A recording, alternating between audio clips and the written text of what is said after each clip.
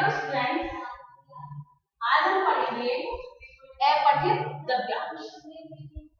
अपठित गद्यांश कक्षा 5 का है। हम अपठित गद्यांश को पढ़ने से पहले इसकी परिभाषा के बारे में जानेंगे। इसकी परिभाषा क्या होती है? अपठित गद्यांश का अर्थ होता है अपठित, जो कि पहले ना पढ़ा गया, जो पहले नहीं पढ़ा गया उसे अपठित कहते हैं। गद्यांश गद्य का अंश, मतलब गद्यांश का अर्थ होता है गद्य का अंश। अपठित गद्यांश का अर्थ है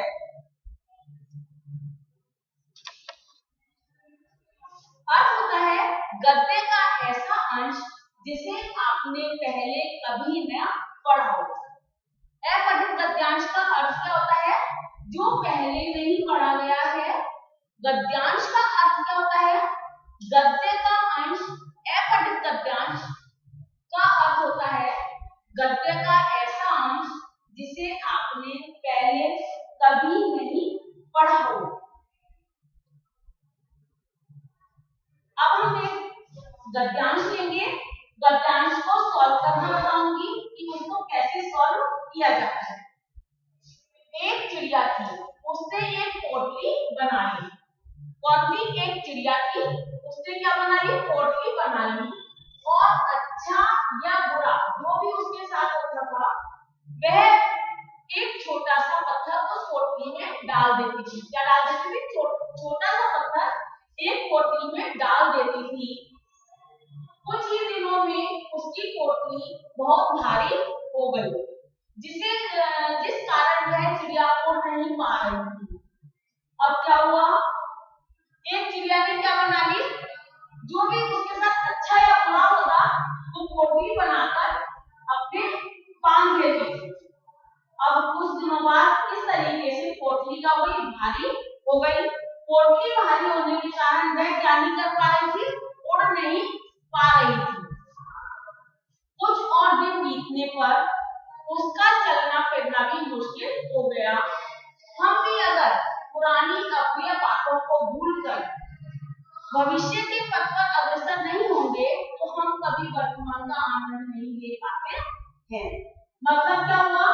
यदि हम पुरानी बातों को याद करते रहेंगे तो हम कभी भी आगे नहीं बढ़ पाएंगे। अर्थात कहने का तात्पर्य है कि हमें पुरानी बातों को भूलकर नए पथ की ओर अग्रसर होना चाहिए, नई बातों को फिर से शुरू करना चाहिए और आगे हमें अपने वर्तमान का आनंद लेना चाहिए। ये हमारा गद्यांश, हमने इसको पढ़ा और समझा। पढ़कर समझने के बाद हम इसके जो प्रश्न उत्तर दे रखे हैं, क्वेश्चन आंसर दे रखे हैं, अब उनको सॉल्व करेंगे। चिड़िया पोटली में क्या डाल देती थी? चिड़िया पत्थर उस पोटली में डाल देती थी। ये मैंने अंडरलाइन कर रखी है। वह एक छोटा पत्थर उस पोटली में डाल देती थी। चिड़िया पोटली में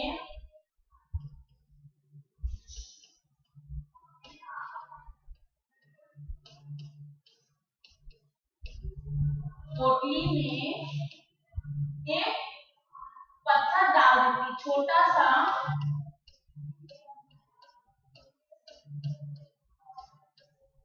पत्थर डाल देती थी। चिड़िया पोटली में क्या डाल देती थी? चिड़िया पोटली में छोटा सा पत्थर डाल देती थी। चिड़िया उड़ क्यों नहीं पा रही थी?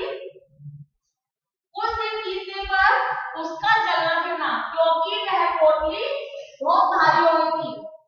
उसकी पोटली बहुत भारी हो गई थी। क्यों नहीं उड़ पा रही थी? क्योंकि उसकी पोटली बहुत भारी हो गई थी। चिड़िया उड़ क्यों नहीं पा रही थी? क्योंकि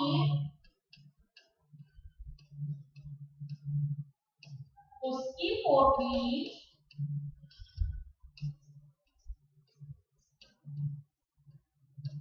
बहुत भारी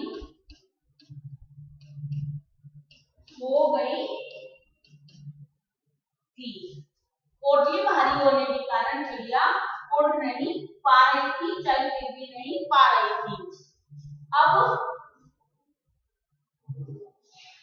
कुछ और दिन बीतने पर क्या हुआ? कुछ और दिन बीतने पर क्या हुआ? उसका चलना फिरना भी मुश्किल हो गया। कुछ और दिन बीतने पर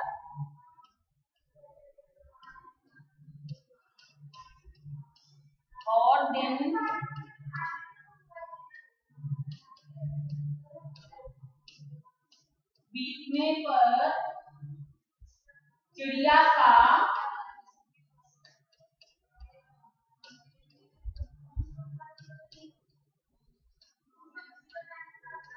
चलना फिरना भी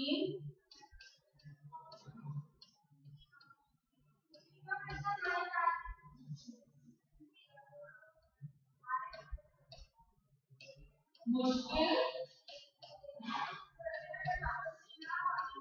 हो गए। कुछ और दिन बीतने पर क्या हुआ? कुछ और दिन बीतने पर चिड़िया का चलना फिरना भी मुश्किल हो गया।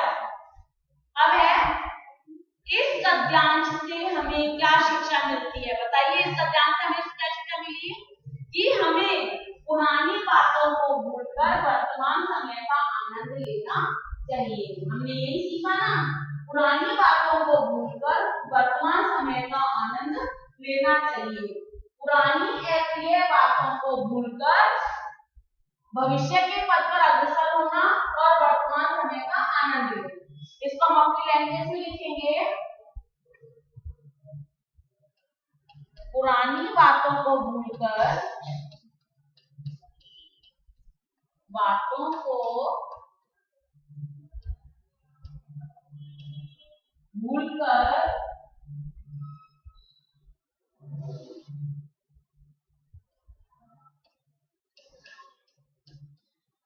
भविष्य के पथ पर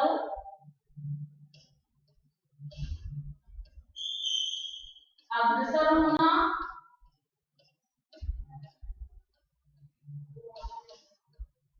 होना तथा वर्तमान का आनंद लेना इस गद्यांश में क्या शिक्षा मिलती है? पुरानी बातों को भूलकर भविष्य के पथ पर अग्रसर होना तथा वर्तमान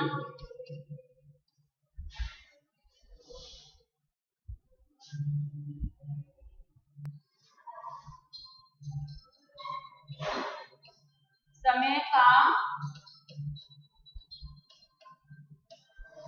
आनंद लेना।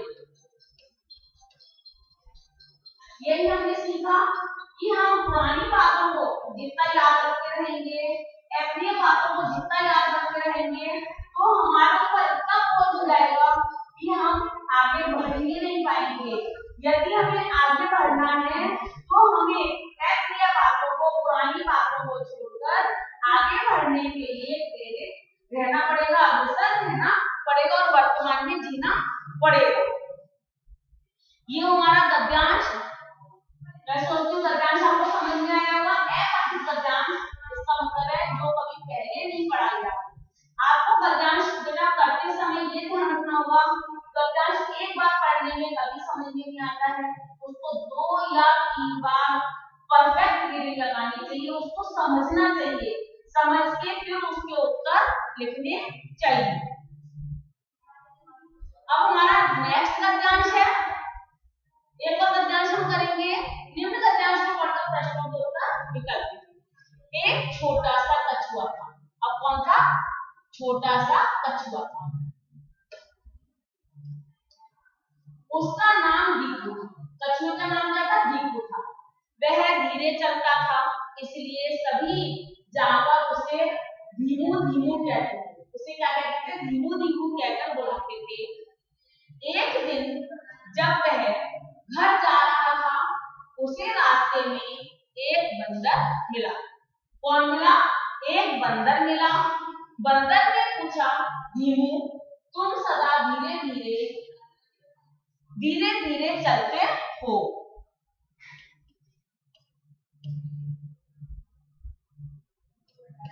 कैसे चलते हो? धीरे धीरे चलते हो। क्या कभी घर भी पहुंचते हो? यह सुनकर दीनू बहुत दुखी हो गया। बहुत दुखी हो गए। अब कौन था? पहले हमें इस गद्यांश को समझना है। गद्यांश में किसके बारे में बताया गया है? कछुए के। कछुए का नाम क्या था? दीपू। कछुए का नाम क्या था? दीपू। और दीपू कैसे चलता था? बहुत धीरे धीरे चलता था।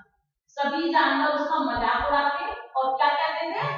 धीमू धीमू कहते थे। एक दिन जब उसको रास्ते में कौन मिला था? बंदर मिला।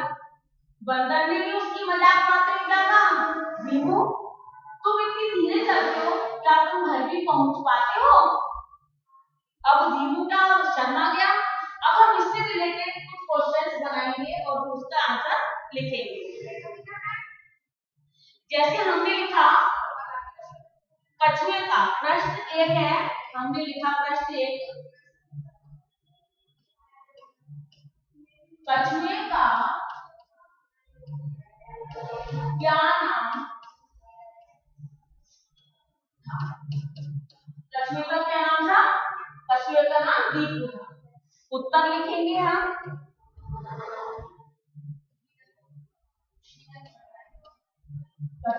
कछुए का नाम दीपू था। कछुए का क्या नाम था? दीपू था। सभी जानवर उसे क्या कहते थे? प्रश्न 2 हमारा क्या होता है? सभी जानवर उसे क्या कहकर चिढ़ाते थे?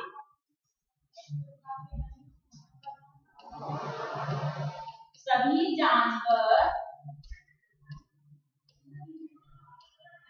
उसे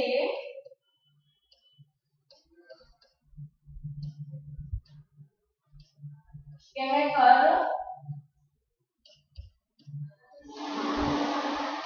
चिढ़ाते थे। अब ये क्वेश्चन है, इसलिए सभी जानवर उसे दीमू कहकर बुलाते थे।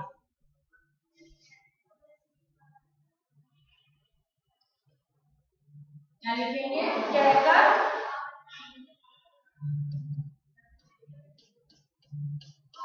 बुलाते थे। अब उत्तर लिखेंगे इसका। सभी जानवर उसे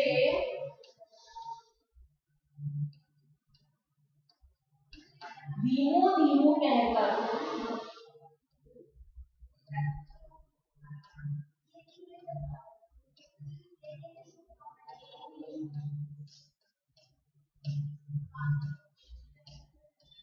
बेटा एक और बात हमेशा ध्यान रखनी चाहिए, जब हम व्याकरण गद्यांश पढ़ते हैं, पढ़ने के बाद में जब हम उसके प्रश्न का सॉल्व करते हैं, तो हमें पेंसिल से उस पर पहले निशान लगा लेना चाहिए और लिखते समय गद्यांश में से देखकर ही शब्दों को लिखना चाहिए, जिससे हमारी हिंदी लिखने में मिस्टेक नहीं होगी। सभी जानवर उसको क्या कहते हैं? उसे धीमू धीमू कहकर बुलाते थे। अब नेक्स्ट क्वेश्चन क्या होता है हमारा? रास्ते में दीपू को कौन मिला? प्रश्न 3, दीपू किसका नाम था? कछुए का। दीपू को